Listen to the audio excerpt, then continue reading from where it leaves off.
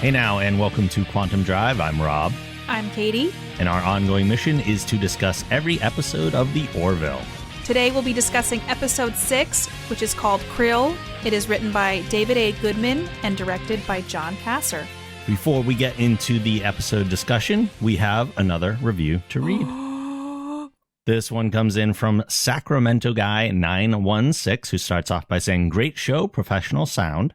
I appreciate you having a good format and great sound. The intro is really good too. Looking forward to hearing all your reviews. Short but sweet." No, I appreciate that. And I know you try really hard, and I do try to assist with making the sound good, because I think it's important for a podcast to be easy to listen to. So that means a lot. Absolutely.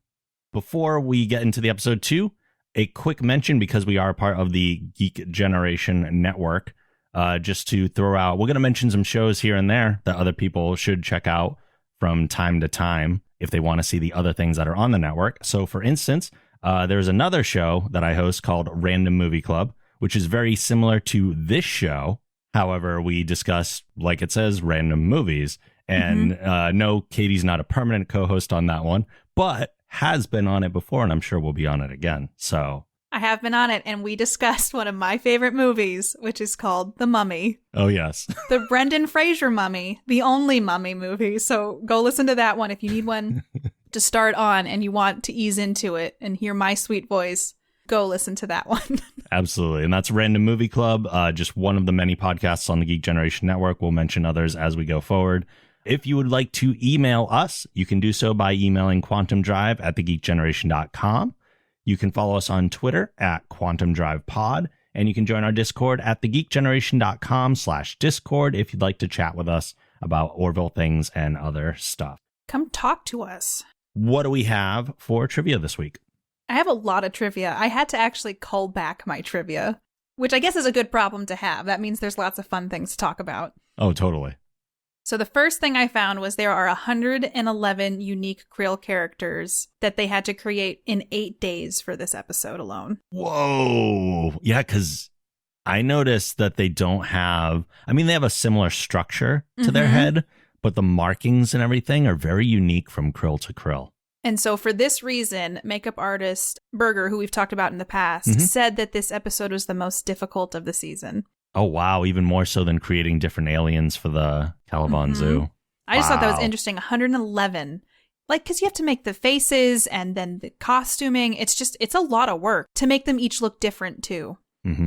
Because the Union was unable to project holograms as disguises prior to the year 2419, it seems the technology used to disguise Malloy and Mercer was in fact a continuation of the technology taken from the Caliban in Command Performance. Yes, and I believe that was actually confirmed by one of the writers that is the case. Like, yeah, it was the buoy that Isaac had taken that they used to disguise the entire ship. They just kind of like downsized that technology to make their personal ones, which is smart. It's a nice callback. Yeah, it really is. But it's not a noticeable callback unless you really think about it. And I did think it was interesting during the episode when they're like, Isaac gave us this. So I thought that was kind of cool.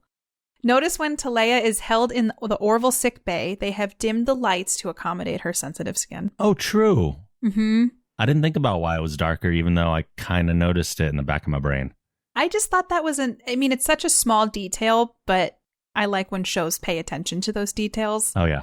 Because, like, if it was bright sunshine, she would have burned to death. So. Same problem. Another thing I found was that Scott Grimes, who plays Gordon, hated wearing the Krill costume, and for that reason loathed acting in this specific episode. And he said it took 2.5 hours and it sucked. I'm glad I don't have to do what the others have to do every day. That's funny. For a guy, too, even though he has a lot of screen work, I think that the majority of his work, because he works on other Seth MacFarlane projects, a lot of his stuff is probably voice work now. So, like, getting on camera is even a hassle. And then 2.5 hours of makeup on top of getting on camera.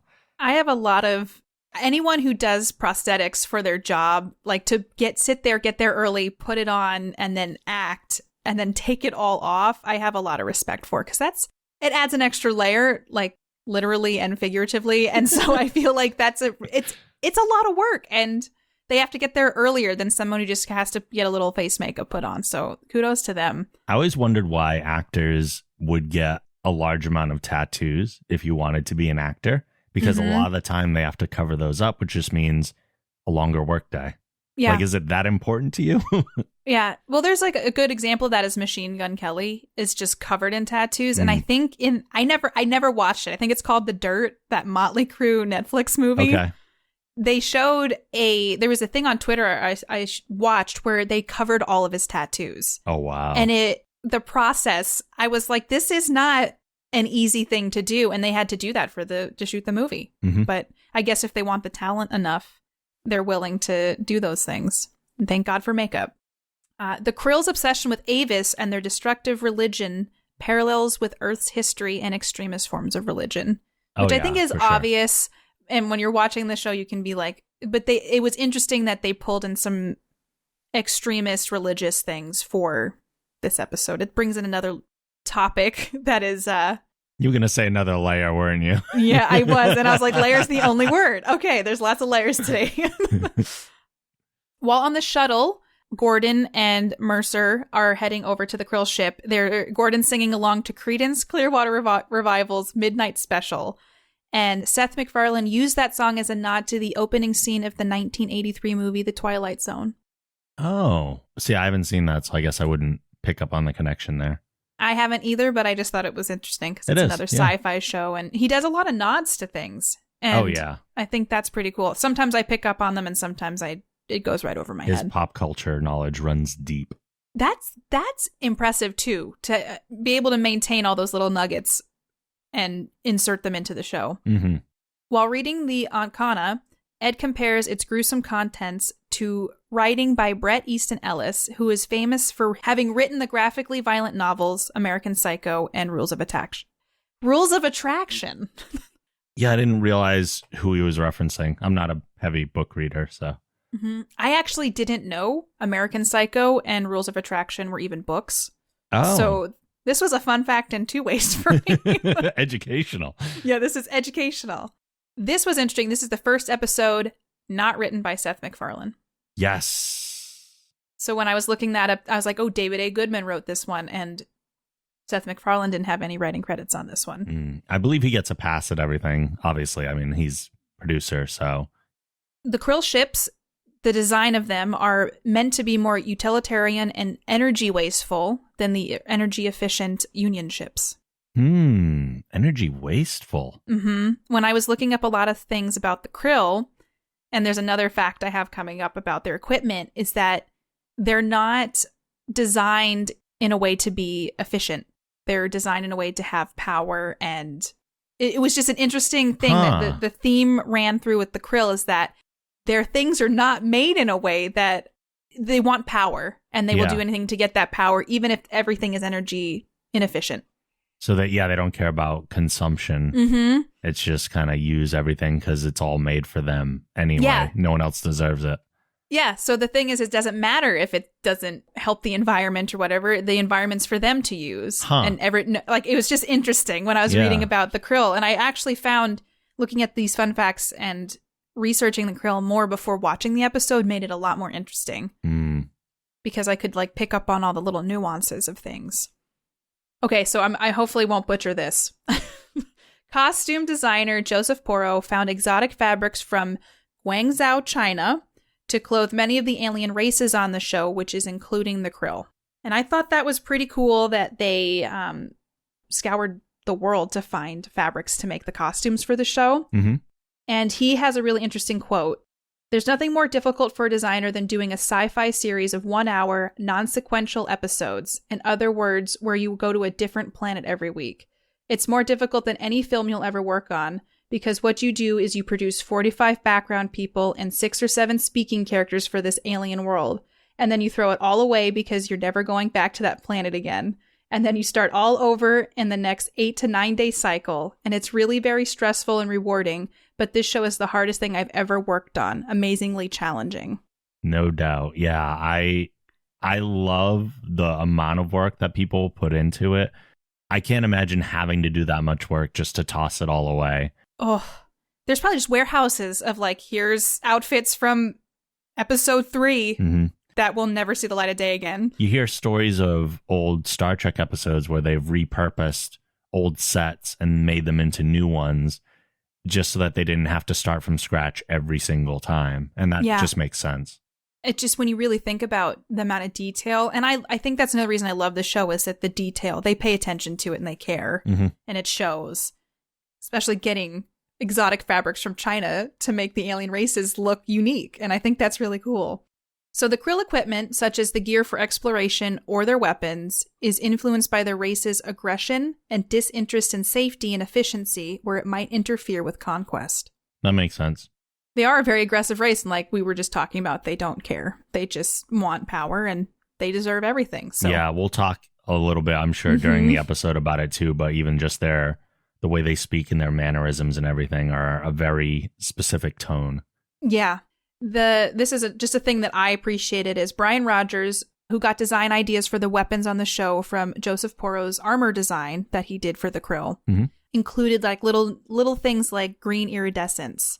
And one of the things I found was that the Krill color is green, obviously, and has a hint of purple.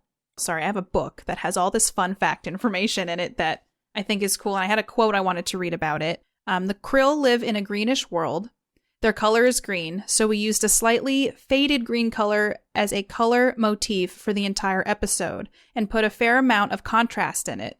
If you think about Klingons years ago, Klingons lived in this very blue and red world, and the Krill is kind of green and purple. Their accent is purple and their color is green. So the minute the audience sees that, they know they're in the Krill world.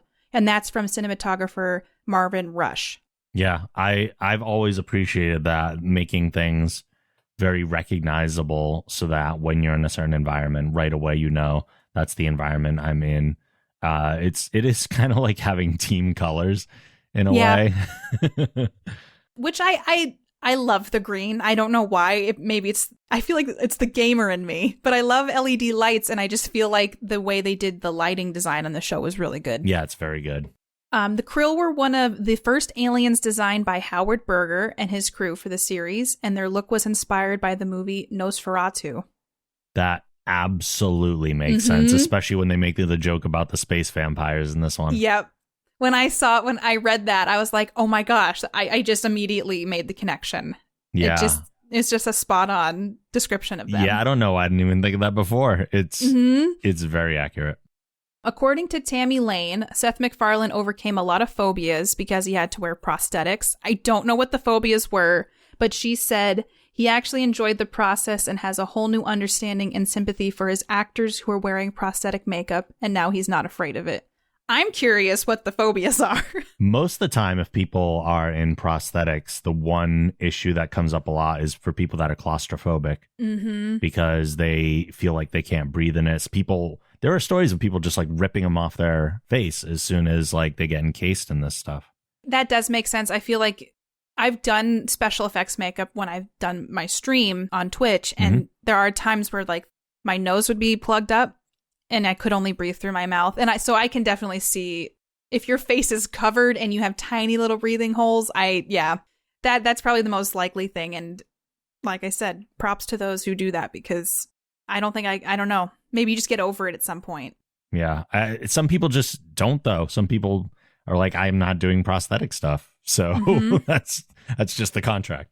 Oh, so I have a couple guest stars.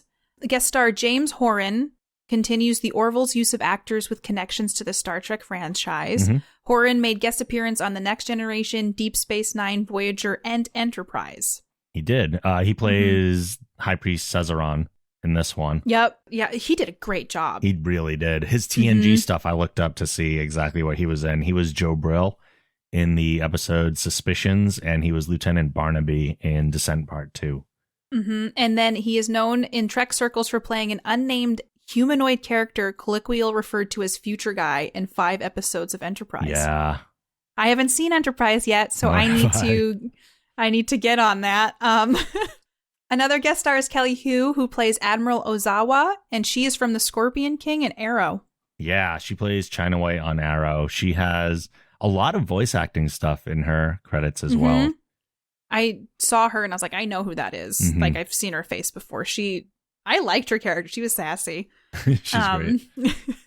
Michaela McManus, who plays Talea, She is also an actress underneath all that makeup. She is from shows like Awake, The Vampire Diaries, and most notably, One Tree Hill. One Tree Hill. That's one of my guilty pleasure shows. And I was like, oh my God. I wasn't allowed to watch that growing up, but now that I'm an adult, I might have to add that to my Netflix queue. And I've heard it's a good, like, I like those kind of shows, so I probably would enjoy it. I mean, One Tree Hill jumps to mind, but I absolutely love the series Awake, and she has a pretty significant role in that. So that was very exciting. Those are all my fun facts and guest stars for this episode. All right, let's get into the episode then. In the mess hall, some of the crew are eating and chatting about Alara's love life. Bortus asks about the sushi that Malloy is eating, so Gordon offers him some. Instead of the sushi, he eats an entire ball of wasabi. Bortus explains that his species is capable of getting nourishment from many things, both organic and inorganic. They test a few things before being called to the bridge. Okay, so one of the things I wanted to talk about was she broke up with her boyfriend because he felt emasculated that she was stronger than him. Did she break up with him or did he break up with her? I guess maybe he broke up with her, but I don't know. I guess in that day and age, I think it's interesting that her boyfriend felt emasculated by her. True, but it's the second time that this has come up. Mm-hmm. I just feel like she can control her strength. It's not like she's walking around like breaking through walls and stuff. I just think that maybe she's dating awful men in the future who are close-minded. If a guy can't handle that, then it's not the lady who's the problem. I know. So I just thought that was interesting that she's having so many man issues because she's super strong. Yeah. And it's so far in the future. I thought maybe that would be a thing of the past, but Why, they've clearly grown out of so many issues that we as humans have. I guess that's interesting. But also we got a digestive lesson on the Mocklins. Yes. It's borderline like, is it like bullying to make him eat all that stuff? I don't think it's bullying because they don't know he can handle it yet. He assumes he can handle it. It's not glass. But like he said, he can get nourishment out of inorganic things. So it's all just food to him. But I did like that we learned a little bit more about the Mocklin race and about, how their alien species functions. And I did like when John said, this is going to be fun. This is a new fun thing. That was one of my favorite lines from the show. This scene is like the perfect example to me of how comedy works really well on this show. It's not like a side note. It's not something crowbarred in. It's character development while giving us the humor at the same time. And I really like this scene. Yeah, I do too. I think it was a really good opener. Yeah. Castra 4, a new Union colony, is under attack by a Krill battle cruiser. With no other Union ships around, the Orville is forced to engage alone. I do want to just address one of the verbal exchanges they have here, where Kelly says there are families down there, and Gordon responds with, there's probably a lot of single people too. I like that too. I thought it was interesting because it is true. Like, just because they're a single person, they deserve to live also. Right. That was my thought. Like, yeah, we usually emphasize that if there are kids, then it's more dire of a situation, which this episode also kind of touches on later, which is an interesting kind of comeback. But I thought it was a nice little insertion of, hey, everybody matters. We still need to save them. Doesn't matter if they have kids or not. No, I agree. And I do like that I don't know. I feel like the show does a good job of including what everybody's thinking. Because it is true. Like, there's a lot of things like, there's kids down there, there's families. It's like, oh, everybody else doesn't matter. So if like it was just a colony of single people, it'd be like, well, they don't have anything going for them. So we'll just let them, be destroyed. Right. But I will say I love the Krill ship design. Yeah, the Krill, everything with the Krill is designed super, super well. And their ship is so much bigger than the Orville. So much. Well, yeah, the Orville is just an exploratory. I wonder how many. Oh, this is interesting. Because we don't get the same sense of scale with the ship we see later. We know the Orville has roughly like 300-ish people on it. And I wonder then if the Krill ship is that much bigger, is it just because of weapon power, or do they have a significantly larger complement? And if that's the case, how many Krill were actually on the other ship? We're going to say both of these, actually.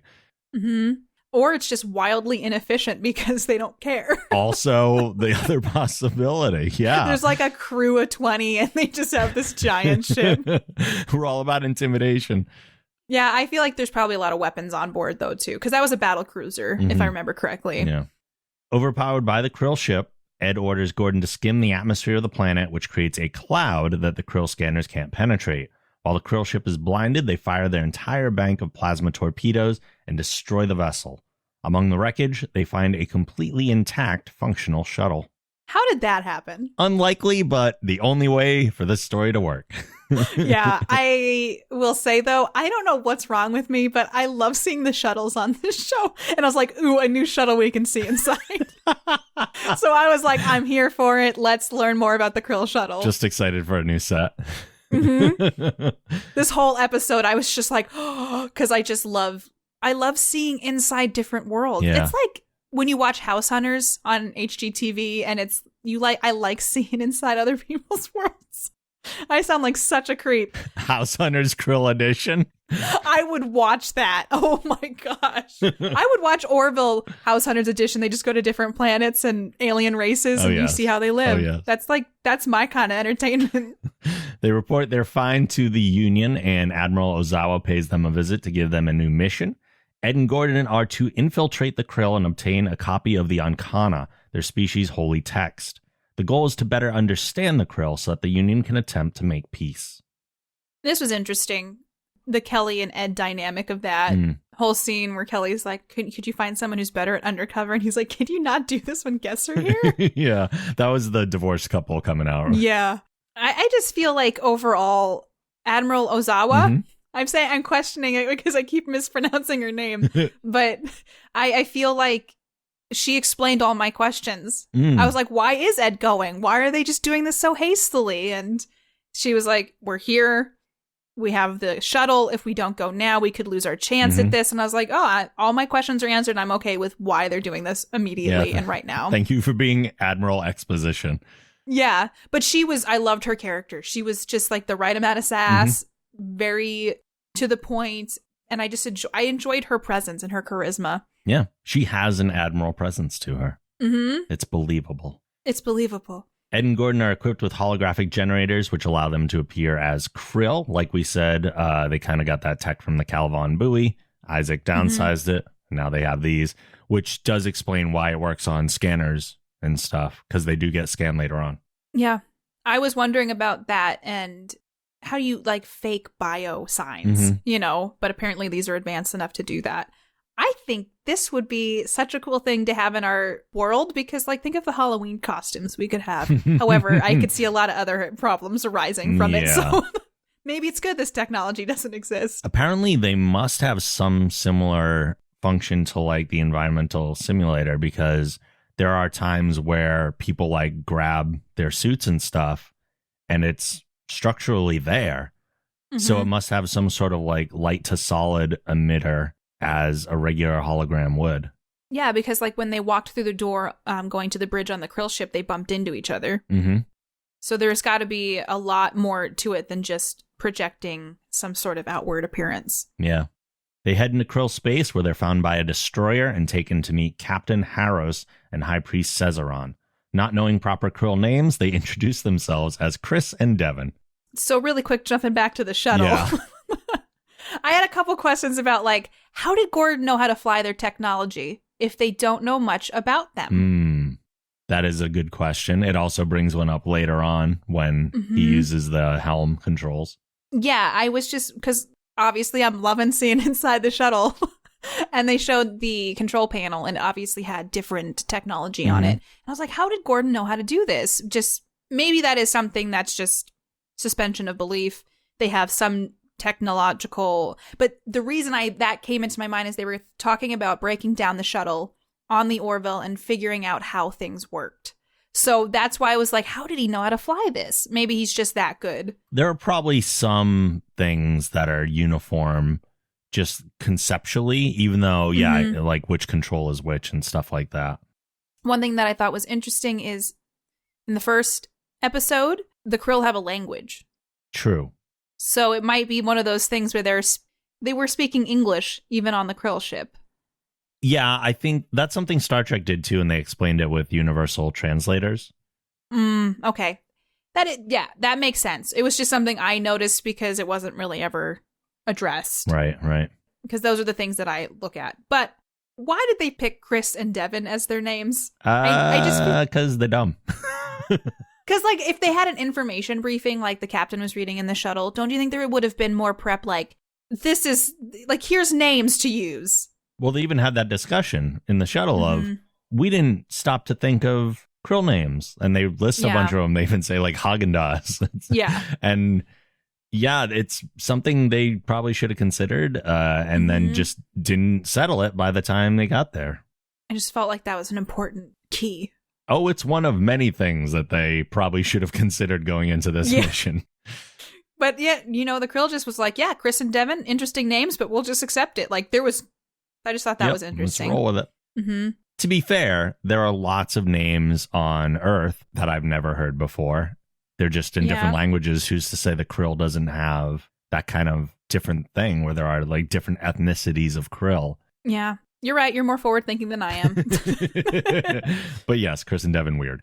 They are called to services with the rest of the crew, where they meet Talea and learn of the Krill's deity, Avis. During the service, Cesaron repeatedly stabs the head of a deceased Union colonist with a ceremonial dagger. There's a lot of stabbing. There's a lot of stabbing and a not pleasant sound to listen to. No, I will say the severed head looked very good, though. Like, that was a really good special effects. A little too good. A little too good, but it was just the fact that it was just over and over stabbing with them like a monotonous chant. I think it does a good job showing the aggressive nature of the religion and that this person their life wasn't worth anything. And now it's like, what was the purpose of the stabbing? Was that just like a ceremonial? Yeah. Something? We never really learned what function it serves. If we knew what they were chanting, it probably would have been helpful. But yeah. That was, like I said, though, like seeing the bridge and then seeing the chapel. Would it be considered a chapel? Yeah.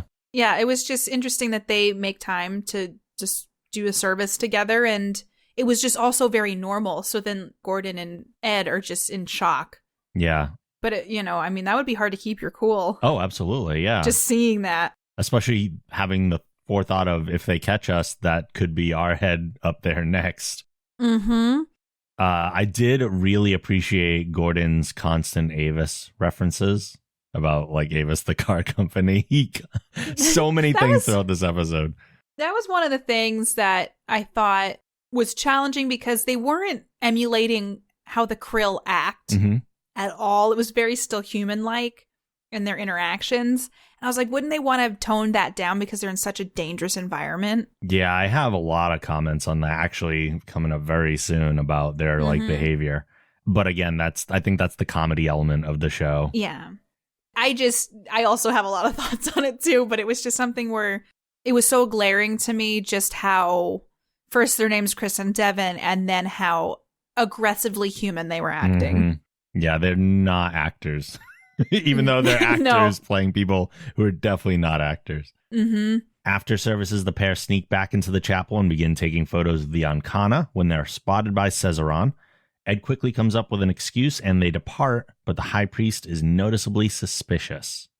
So, like we were just saying, they both have like a lot of tells that give away that these are not like great Krill.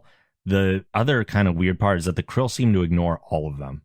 Yeah, that's like the fact that the way they were conversing with Chris and Devin was just so out of the norm, and it was just almost not ignored, but just almost ignored. Yeah, they very much just don't acknowledge and blow by like every kind of human phrase and human mannerism, except for like the one time where Ed's like, being in charge has its privileges or whatever, and he's like, I haven't heard that one before. And that one makes a little more sense to write off because it's just a saying. Yeah. But like the way they speak even, so I noticed something fairly early on in the episode, and then I paid attention through the rest of it to see if it held true the entire time. And it's not 100% true because I did hear them once or twice, but the Krill don't use contractions for the most part. I didn't notice that. It's one of the reasons their speech sounds so much more formal than the kind of human speech that Ed and Gordon are using the whole time, is because they're very relaxed and just kind of throwing out phrases and they're using casual speech. But the Krill almost never use contractions. The only time I noticed one that I was actively listening was Cesaron used one during his ceremony in the chapel. But it's like the only one I heard in the entire episode. They do sound more formal. They're very measured with their speaking and very deliberate with what they're saying.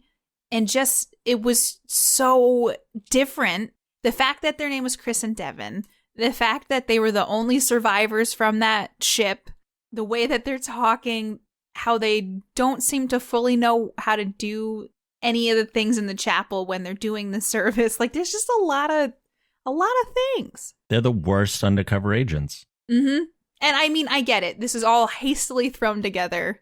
But I just feel like if I were in that situation, I would be like trying to be more astute in how I was speaking and try to come up with a name that, you know, you're getting introduced to everybody. Yeah. Just throw something out there like Block R or something. Not using contractions is not a difficult thing to do. Like, you could pick up on that and adjust your speech pretty easily. And you don't even have to be 100% accurate with it because they do use them on occasion. But like, that's an easy copy to make you fit in a little bit more. But I didn't even notice. Like, so maybe I would not notice that. And then I would have just been using them the entire time. And then that's how they would have found me out. Are you saying you're also a bad undercover agent? I am also a bad undercover agent. But still probably would have been better than Gordon and Ed. I think I would have tried really hard to tone back a lot of things. Though I can understand and appreciate it from a comedic perspective. Totally, yeah. Later, they sneak back into the temple and continue taking their photos. Cesaron convinces the captain to place a guard at the entrance of the chapel. With the guard on the way, Ed and Gordon's holographic generators malfunction and reveal their true selves. They manage to sneak out and return to their quarters unseen, where they fix the problem. The malfunction seems to have been caused by electromagnetic interference from somewhere else on the ship. Holy heck, are they lucky. I had another comment, and later on it comes back up. There's not a lot of security on this ship. No, not a ton. I don't feel like... Well, okay, so the Krill, kind of from their religious standpoint, is above everyone. Maybe they feel like they don't need it as much because, like, who's going to mess with the Krill? They're the top of the food chain in their minds. And kind of calling back to what you were saying about, I wonder how many people are on the ship, the original battle cruiser that blew up. There didn't seem to be that many Krill in the halls or like working around the ship. So it made me wonder, like, is this just like bare bones crew? Is that how they run things? And because they were able to sneak around a lot without getting caught. Yeah. Do they have multiple chapels, or was everybody in the chapel? Like the whole crew? Oh, maybe only certain people. Maybe they do it in shifts. That's what I'm wondering. Because I mean, because wouldn't the kids have to go to it too? One would think. And then who's flying the ship? Yep. Maybe there's like shifts for the daily head stabbing. Maybe. Which means they need multiple heads. Like they. I know. One of the things I thought that I noticed is when they were doing like up and close shots, the Krill look very fish and reptile like, which makes sense because Krill is something that's part of our sea life on Earth that I'm Googling just to make sure. Krill are very small crustaceans found in the world's oceans. And I just thought it was interesting, like when you looked at the details of their faces, they do look very fish and reptilian-like. And I just, again, 111 of those prosthetics for this episode. Yeah, that's crazy. I had a question, too, so the holographic generators go down, right? Another thing that they probably should have prepared for more, why wear your union uniforms? It was hastily thrown together. Yes, but even hastily thrown together, you got other clothes. Like, let's say you're creating a worst case scenario and your holographic generators fail at some point. Would it not be better to be like, we're Union colonists instead of Union officers, where we're probably going to get tortured for the information we have? Not even that forethought? I mean, but they also didn't have names. They really went into this. Yeah. It's kind of on brand for how poorly planned it is. Yeah. Like the Admiral's like, you're doing this.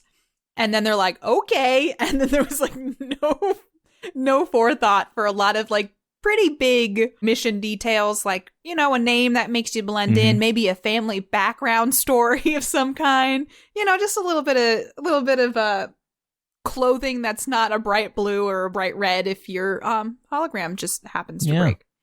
One more thing that says they're the worst undercover agents. And they're also the luckiest people alive. That's true. They investigate the source of the interference and find an enormous bomb being prepared on the ship. In an attempt to find out more about it, they invite Talia to dinner. She reveals that the bomb will be used to destroy the Union farming colony Rana 3. They plan to use their emitters to overload the bomb remotely from a shuttle and destroy the bomb and the ship along with it. How did she know so much about the bomb? I guess, is it, again, one of those things where the Krill are just so open with each other that this is just common knowledge? Well, I mean, it's a small, how gossip gets around a small school? Yeah. It's a small crew, so obviously it just gets around.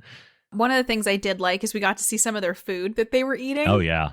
I mean, it looked awful, but that's another thing, like the House Hunters Krill edition. We got to see inside their living quarters, too. And just seeing those little glimpses into, like, the life of these other species and aliens makes it seem more real. Mm-hmm. And I love that they're, like, having dinner, and it's just this, like, slop pile of different shapes and colors, and just chatting about, that there's a bomb they're bringing to go blow up a colony. Casually. Just casually. Like, but it was like, it shows an insight into the Krill and how, like, they believe this is their mission. They're not doing anything wrong. Mm-hmm. Yeah, I found it to be very much like the tone and the look of everything to be kind of a blend between Klingon and Romulan. Yeah. Where, like, the Klingon ships aren't built for comfort or anything because they're a warrior race. There's a lot of that going on here, too, it feels like. Mm-hmm.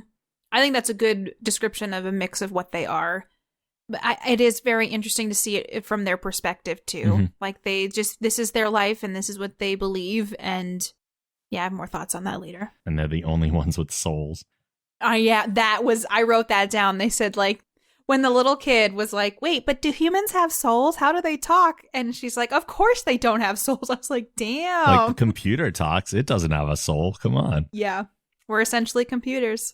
On the way to begin their plan, Talia stops them and asks them to speak to her trainees, who are a bunch of school children.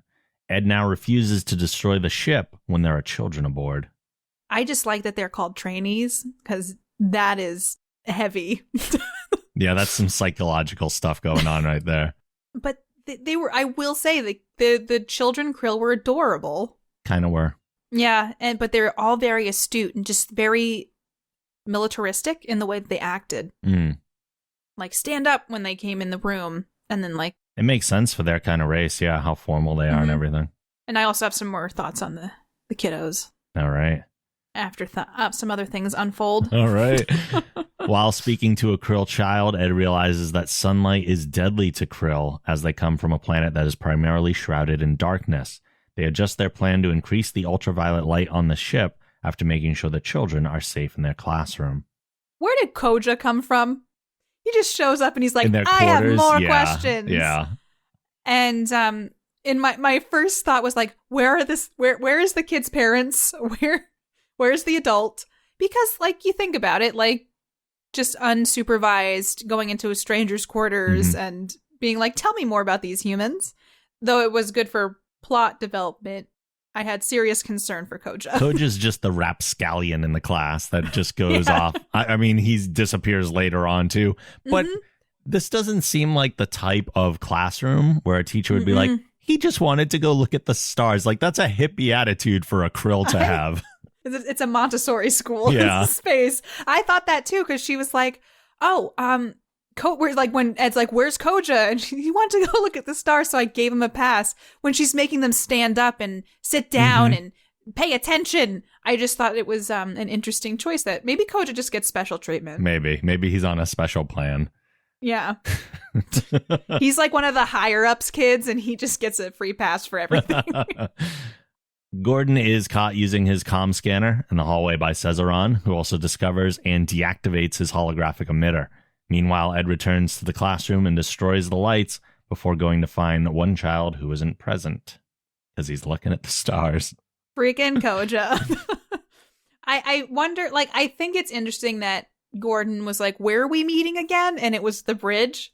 How did he not It just seems like very basic plans were not remembered. And I mean, I think that was why he got caught. Yeah, because he was using his communicator. Mm-hmm. Cesaron had guards with him anyway, so suspicions were pretty high. Yeah. But they caught him red-handed, so. But this is another thing when Gordon is setting that timer. Mm-hmm. I was like, where is everybody? You know, like this ship is very skeleton crew-esque. And I mean, I just don't understand how they were like sneaking around looking at the Ancana. Mm. Oh, they're over here now. And now they're in a classroom. And now they're like, they were just all over the place with the security just seemed very lax, which I understand because it's their ship and they're probably thinking there's no threats. But just how like nobody was around to catch them doing anything suspicious. It does support the theory that this crew is actually way smaller than a ship of the size should have. Yeah. Gordon is brought to the captain, who interrogates him before stabbing him in the leg. Good callback to the previous episode here where he's like, that's a new leg. Mm-hmm. I actually I saw a fact where the director said something like, oh, Gordon, that's your new leg, like when they cut the scene, and then they ended up writing it into the show. And I did enjoy that. That would suck if you got stabbed in your new leg. I know, right? Like, I just grew this. Like, and I'm sure it's not a comfortable process. Then you have to get used to your new leg, and now it has a shiny new wound in it. Might as well just amputate it again and grow a new one. Grow a new leg. This one's ruined. Oh, this one's just, throw it in the trash. Ed returns the Krill child to the safety of the classroom just before the lights fry all the other Krill on board. As the bomb had already been launched, Malloy fires torpedoes from the ship and destroys it before it can reach the planet. So when Ed's going to find Koja, is he just running through the ship killing people? Yeah, looks like that. Like when he was on the way back, I was like, he's just murdering fools left and right. And also, I thought this was interesting. When Ed has Koja with him, the Krill shoot at him, even though he's like holding the kid's hand. Yeah, I wonder how much value they even. Well, also think about it this way: like, this is a battleship. They have kids on board at all. How much do Krill value their children? The fact that they called them trainees was interesting to me because later on I was like, I realized I don't believe they had families on the ship. I don't think so. And so when there was like a line near the end where the kids were being sent back to their families, and I was like, holy crap, that means they're just by themselves. Like, so they're essentially being trained to be a part of this world that is harming other alien races and flying around the universe, just destroying whatever they want. In their mind, it must be accepted that these kids are already military. And whatever happens, so it's like military kids. Yeah. It's messed up. Yeah, it's kind of like Hitler Youth a little bit. A little bit. With the Krill destroyer in tow, we see that Talia has been brought on board the Orville. Mercer apologizes to her, saying that he had no choice. He tells her that arrangements have been made to return the children to their parents on Krill, but doesn't quite know what they'll do with her yet, though she won't be harmed. Oh, man. I remember there's a line where like, the kids are okay, but I was like, but you just fried the entire ship. I understand, like, they did it because they're trying to save a colony of 100,000 people. But how, I mean, your hands are tied. You got to do what you got to do. But, like, how do you justify that in the diplomacy of things? And in the diplomacy, I don't think you can. But it was just interesting that because when I was watching them get hit with the light, I was like, oh, maybe they're just going to be incapacitated. Right. And then as I kept watching, I was like, oh no, they're dying. Oh no, they're cooked. Like, there's no coming back. Yeah, I kind of thought the plan was to like take them out, not kill them. They're dead. Yeah, they dead. They dead. And that's the thing is like, yes, they saved the kids. And I thought the whole discussion with Ed and Talia was really important. And part of my takeaway has a little bit about that. But the last line of the episode is very powerful. I have that next. Our mission was in the interests of peace. But your crew was going to murder 100,000 people. What the hell else could I have done? Why did you save the children? They're kids. With their whole lives ahead of them. They're not my enemies. After what they saw you do today, they will be. They will be. And that really resonated with me. Mm-hmm. And it's true. Those kids, yes, they did get spared, but that these two people just, from the race that they are technically fighting against or one of their enemies, just killed their entire ship full of people that they interacted with and lived with every day. Yeah, on a mission to go and better understand the species so they could make peace with them. They did way more damage. Granted, they saved an entire colony that they wouldn't have otherwise, but at the same time, made some potential harder enemies. Oh, there's just a lot there that trying to reconcile, like, what they did. Is it okay? Is it not okay? I mean, I think there's just too much gray area. There's a lot of gray area, yeah. Yeah. But what stood out to me is when they're flying back on the shuttle, how, like, lighthearted they were about, like, do you just a buttload of aloe, because, you know, Gordon had the huge sunburn. And I was like, you just killed, like, a bunch of people on that ship.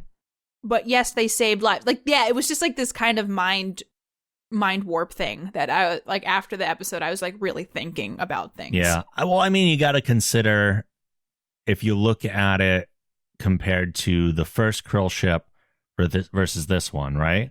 The first one was firing at a colony. The Orville shows up and is like, if you don't stop, we got to face off here. And look at what ends up happening. We blow up their ship. It's kind of the same idea. It's just in a different form. Yeah. And it's very similar. I think it's just like that removal of it. Like, the ship explodes. You don't see the people inside, like, die. Yeah. And so it was just interesting that Talea was okay coming on the ship to get scanned and stuff. I don't know if she was okay. Oh, no. Yeah, she was a prisoner. Yeah. That's right. But that's another thing. Like, the kids got sent home, but Talea was put in the brig. With adults, I guess they're treating it differently. The kids don't know any better. The kids can't fend for themselves the way that she can. And she has things to be responsible for, whereas the kids don't. But it also made me wonder, like, we made arrangements to send the kids home to their families. With who? Oh. Like, where's our go-to communication with the Krill person? Because we know nothing about these people. That's why we did this mission in the first place. Who are we contacting to get these kids home? And when we offer, are they not just going to, like, attack us? That's an excellent point. I didn't think about that. Wow. I mean, it's something where maybe there's a Union vessel going to bring them back and just hope that it all goes well. Just remote vessel an entire ship and leave it in the hands of the Krill. Although they do have the Krill ship that they're towing, but I doubt they're sending that back. That's probably getting dismantled. I don't know. I know it's a story write-off and they don't have time to deal with it or address it, but it's a very odd one. Yeah, I have a lot of takeaways from this episode. Yeah, well, let's get to that.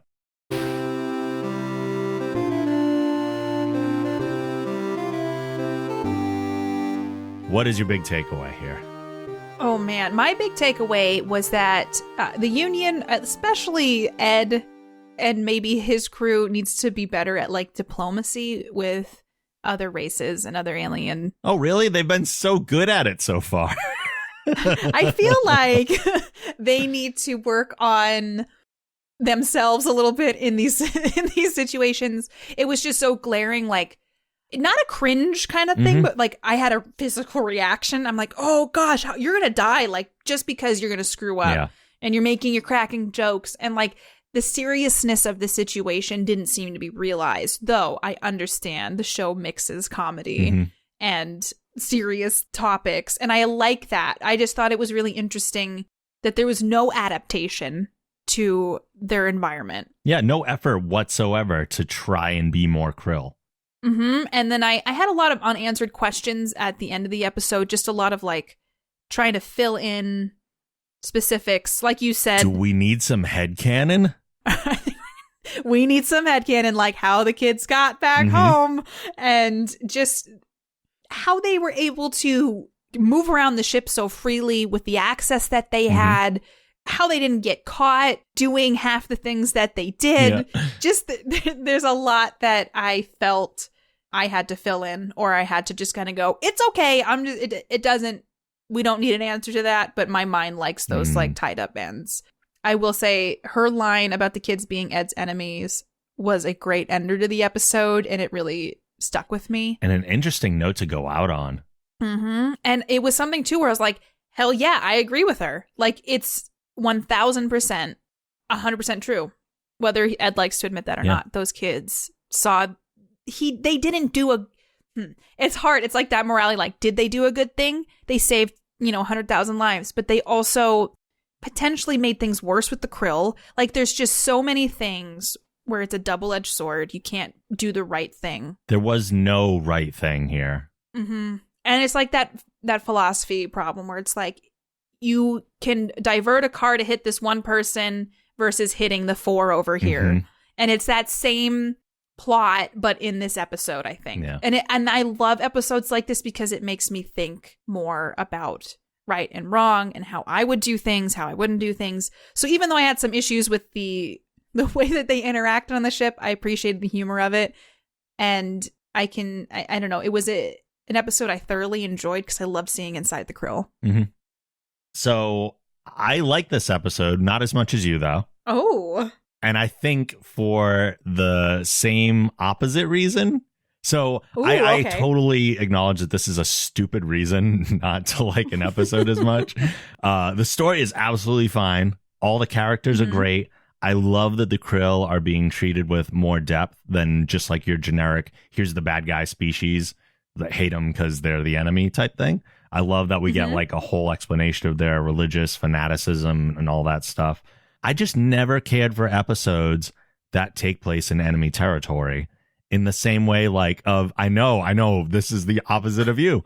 Like if there are episodes of TNG that took place on like the Klingon homeworld or like the Romulan ship, I'm like, but I want to be on the Enterprise. That's the thought I have. Like I like exploring and seeing. So here's the double-edged sword with it for me is, yes, I want all this more depth to other characters and other races and other species. I want that.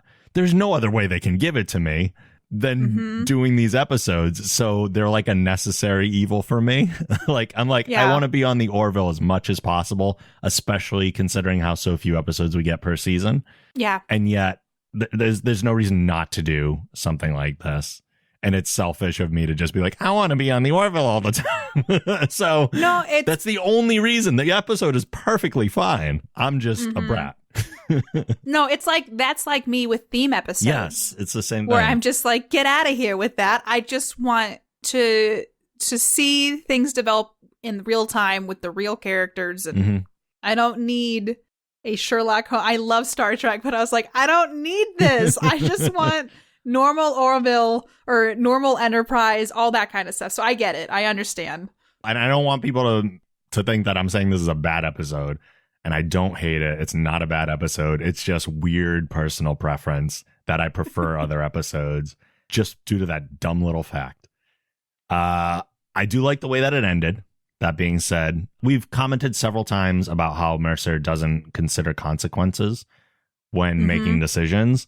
And I felt like he was just doing that this entire episode.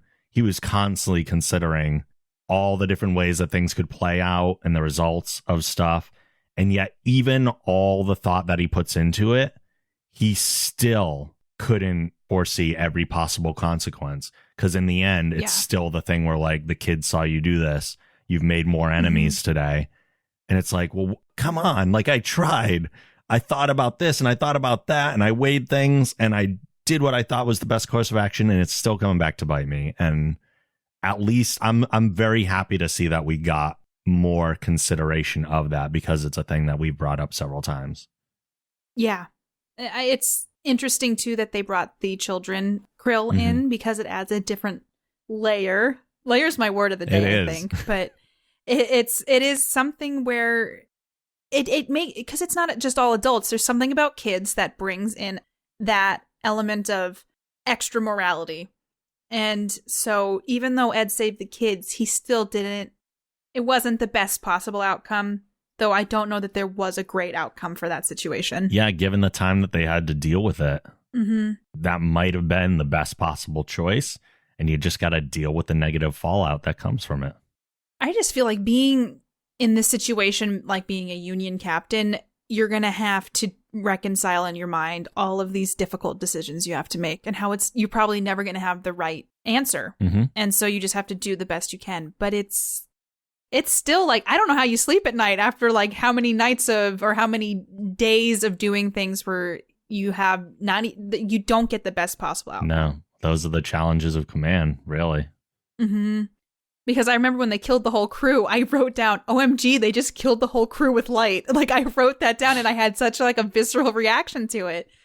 And just how lighthearted Gordon was because he had a sunburn. And, you know, it's interesting when you think about it on a deeper level than just, you know, it's a comedy sci-fi show. How dark it can actually be when you really think about it. Yeah, sometimes it's weird because sometimes the comedy points out to you just how serious the situation should be. Yeah. And it's almost uncomfortable when someone treats it as lightly as they do. Mm-hmm. So I think the episode on a whole was really enjoyable, and I love philosophical questions being posed, even if they're not blunt in your face. There's just a lot that, since we're watching these in a more critical view, makes me think a lot more about what's happening. Yeah. And it's not just like a laugh around. Oh, we're on a Krill ship saving the kiddos. Like, it was, holy crap. They just murdered the crew, but they saved the colony and they saved the kids. But there's consequences no matter what. Before we get out of here, there's one more opinion we need to hear, because Katie's husband, Mark, is also a big fan of the show and likes to leave us with his 1-sentence review.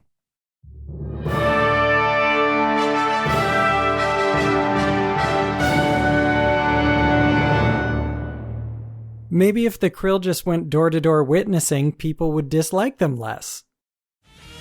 Quantum Drive is a production of the Geek Generation. If you like this show, be sure to check out our other podcasts on the Geek Generation Network at thegeekgeneration.com. If you'd like to support the show and get access to exclusive bonus podcasts along with other perks, you can visit our Patreon campaign at thegeekgeneration.com/support. You can follow Quantum Drive on Twitter at Quantum Drive Pod and me at TheRobLogan. You can follow me on Twitter at PlayKatiePlay and on Twitch at Katie Peters Plays, and Katie is spelled Katie. Please rate the show and write a review on Apple Podcasts. If you do, we may read your review on an upcoming episode. Finally, questions and comments can be sent to quantumdrive@thegeekgeneration.com. We're out of here for now, but we'll see you soon in the future.